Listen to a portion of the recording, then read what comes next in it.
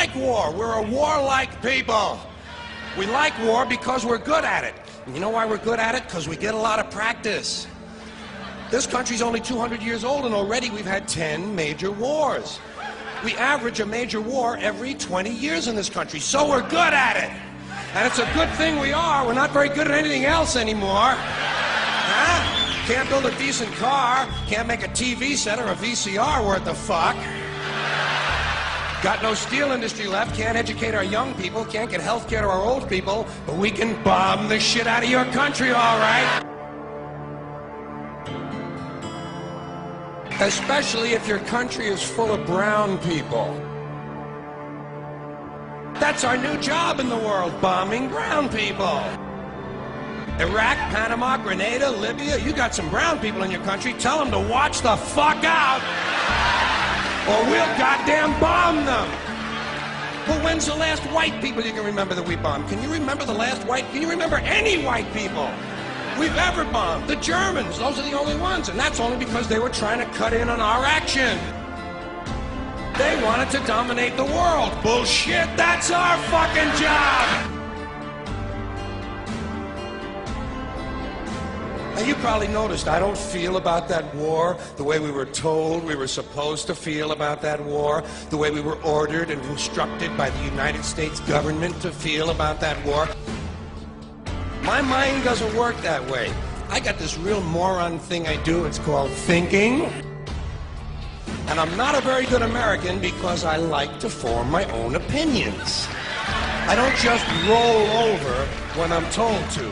Sad to say, most Americans just roll over on command. Not me.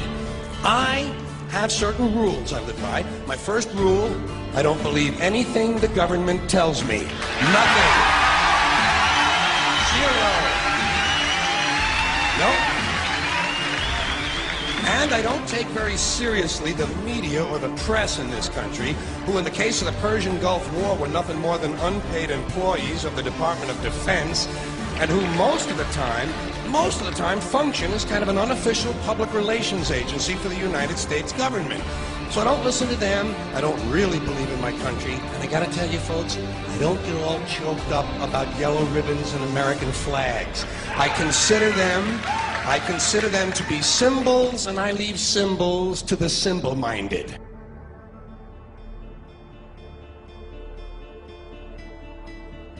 I'm talking about the fact that a war is rich old men protecting their property by sending middle class and lower class young men off to die.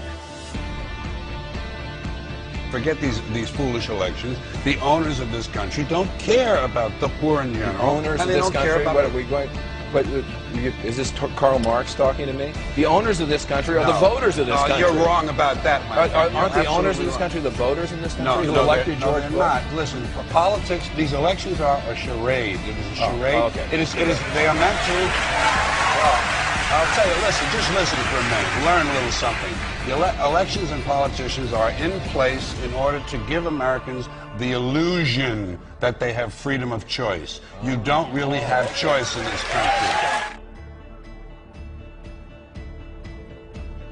All the things that are important reduced in choice. Newspapers in a city, how many? Used to be 3, 4, now it's 1 or 2. They're owned by the same people, and they also own a radio station. Give these people a voting day every year so that they'll have the illusion of meaningless choice. Meaningless choice that we go like slaves and say, oh, I voted.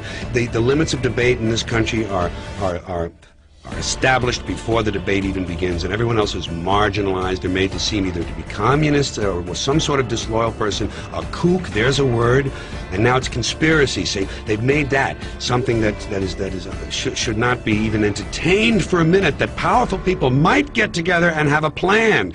Doesn't happen. You're a kook. You're a conspiracy buff. Conspiracy buff.